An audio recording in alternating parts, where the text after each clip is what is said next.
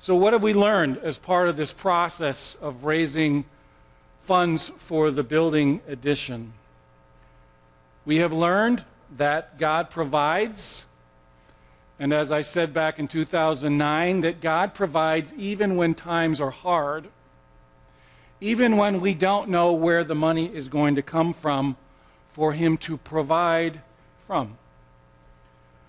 We learned that when God leads us, He provides the ability to do what He leads us to do. We've also learned that He's worthy of trust and that He shows us His worth all along the way. Philippians 4:19 says, "And my God will meet all your needs according to His glorious riches in Christ Jesus."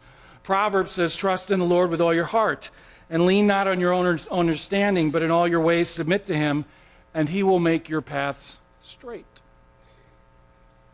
I also asked the question this week, what is having that building meant to us in the life of this church that perhaps wasn't there before we built that? So I asked some people, I called them and made some calls, and I said, what does it mean to you to have a certain aspect of that part of the building now for you in the years that you've been a part of this church? I called Betty Mears. I said, Betty, I have a feeling that the elevator has meant a great deal to you, which we didn't have before. I said, tell me about it. This is what she said. As a person who's had some physical limitations, it has made it possible for me to go downstairs without hurting. She said she is grateful for those who had the foresight to have a nice roomy elevator that is of good quality and comfortable. She is thrilled and so thankful for the elevator. Now, I personally have observed when I have led funerals, and we usually have the lunch for the funeral downstairs in the fellowship hall, I have observed countless times how wonderful it is for the people who attend the funeral, and generally most of the people are senior citizens, to be able to say, when you go downstairs, we have an elevator to the left, and many, many people use it. Otherwise, as we used to in the old days, to get downstairs, you had to go outside, down the sidewalk, and back in the doorway and back in the fellowship hall. The elevator has been wonderful. I called Ted Nelson. I said, Ted, tell me about something that has been a blessing to you for the new addition. He said, the multi-purpose room can host meetings that used to be held in the sanctuary, but really were too small for the sanctuary.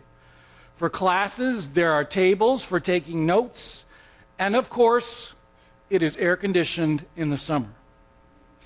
The conference room down the hall, last room on the right, has been nice for board meetings because we have one big table back there and there are padded chairs for us to sit on.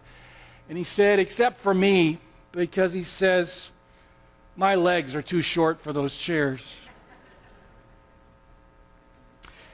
This building, he said, was meaningful for my dad, Sven, who thought enough of it to leave money for it in his will to help pay it off.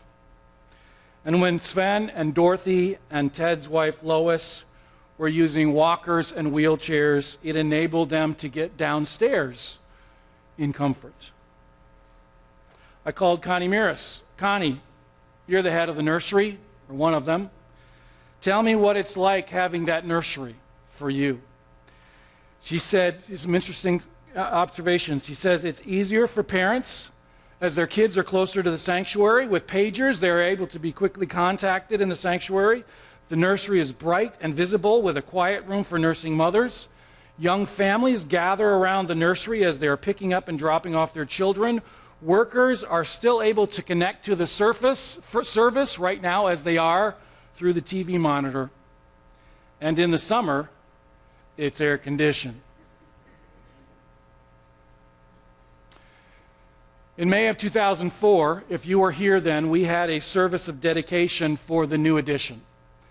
And that day we had a special speaker. Our district executive minister by the name of Ron Shevlin was here, and he brought a message. And it was a great day of dedicating that building into service for the Lord. And this morning, I would like to look at that passage that Matt read for us to talk about the dedication of a building that was even greater than our new addition. It was the dedication of the temple in Jerusalem for the very first time.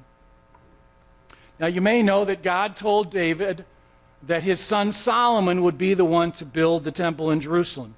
It would be built for the name of God, and construction began on it 480 years after the Israelites left Egypt. To build it, cedar and juniper trees were cut in Lebanon, and there were 30,000 people who cut down those trees. And then they went to nearby stone quarries, and it says that 80,000 men cut the stone for the foundation of the temple.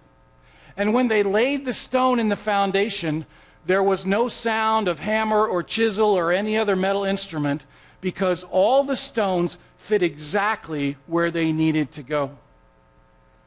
The inside of the temple was covered with pure gold, and even the cedar wood was overlaid with gold. Doors and angels were made out of olive wood. In it were countless articles made out of gold and silver and bronze. And imagine, even the sockets in the doors were made out of gold. The construction of this incredible temple took 7 years. And when everything was finished, Solomon brought the Ark of the Covenant, the symbol of God's presence, the symbol of God's promises to his people, was brought into the Holy of Holies and placed under the cherubim.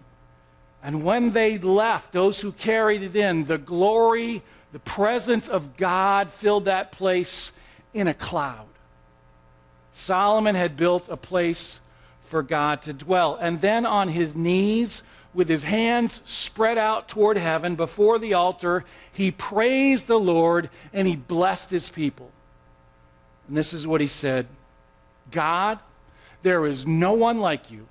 You are so great that nothing can contain you, even this temple. So hear us when we pray. Forgive us when we sin. Teach us how we should live.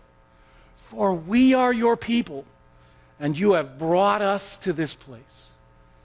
And then when he was finished praying, he got up off of his knees before the altar and he spoke to the people, and he told them that they were now to do something because of what God had done. They were to respond to what God had done for them. Look at 1 Kings chapter 8, verse 56.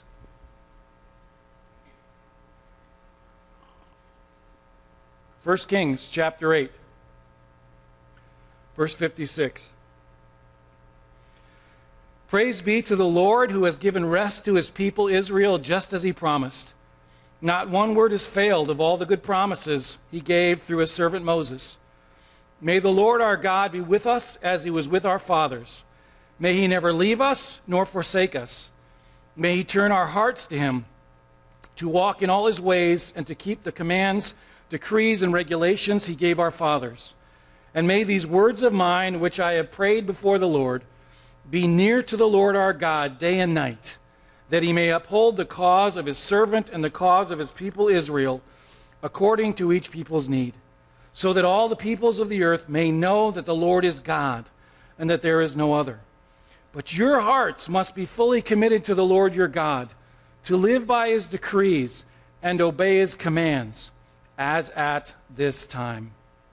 Praise be to God, who always keeps his promises. May he never leave us or forget us. May he always take care of our needs, so that the world will know that he is God.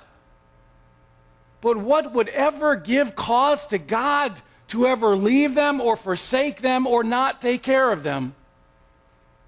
He says it's if our hearts do not turn to him, if we fail to obey him, if we fail to keep his commands. And so that those things are not even a possibility of ever happening, what should we do? We must live by his law. We must obey his commands. We must commit our hearts completely to him. So before we dedicate a building, we must dedicate our hearts. because without hearts that are dedicated to God, the building is worth nothing. So with that as a reminder, they dedicated the temple to the Lord. Let's look at verse 62. Then the king and all Israel with him offered sacrifices before the Lord. Solomon offered a sacrifice of fellowship offerings to the Lord, 22,000 cattle and 120,000 sheep and goats. So the king and all the Israelites dedicated the temple to the Lord. On that same day, the king consecrated the middle part of the courtyard in front of the temple of the Lord.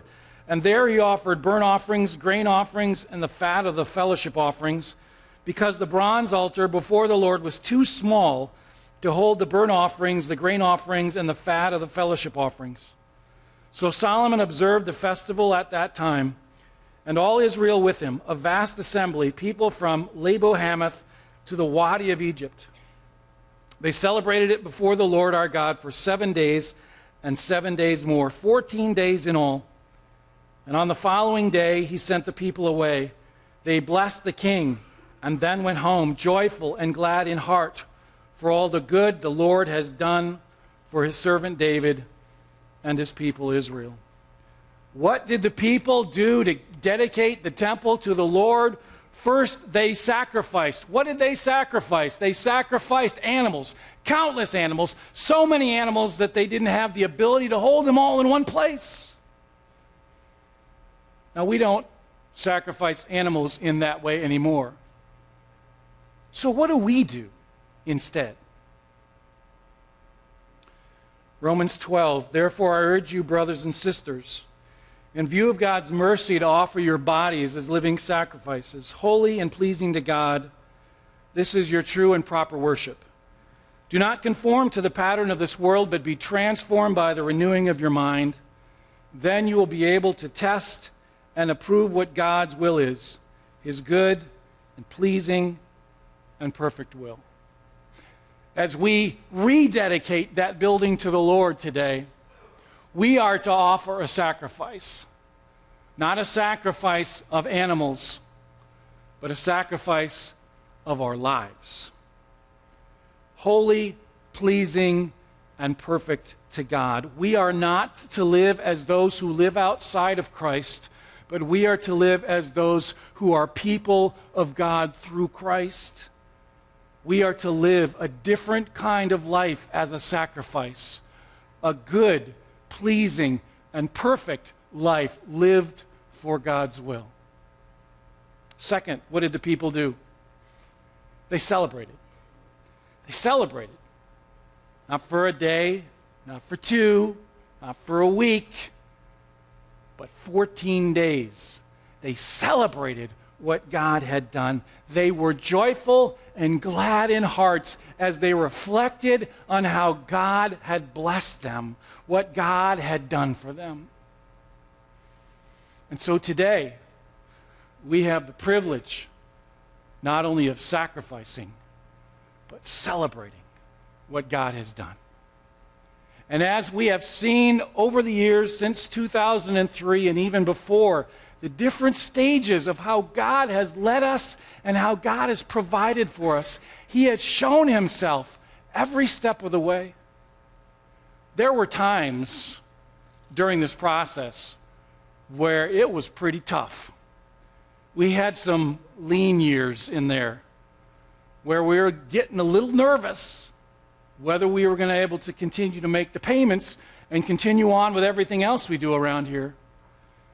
But as I read before, even during the hard years, they were actually some of our best years in God providing for us to pay on that building loan. And then at the end, it was just so amazing how God just sped up the process. We thought it was 2 years till we were done. Turned out it was 7 months. Because God provided, God led, God provided, we trusted, and he came through. This isn't just about a building. It's about our relationship as a church with our God. And today is an opportunity not just to celebrate that we have a paid-off building and we're not in debt anymore, but it's an opportunity to celebrate our God because he has shown himself during this process. We took a step of faith back in 2003, and God provided all along the way. So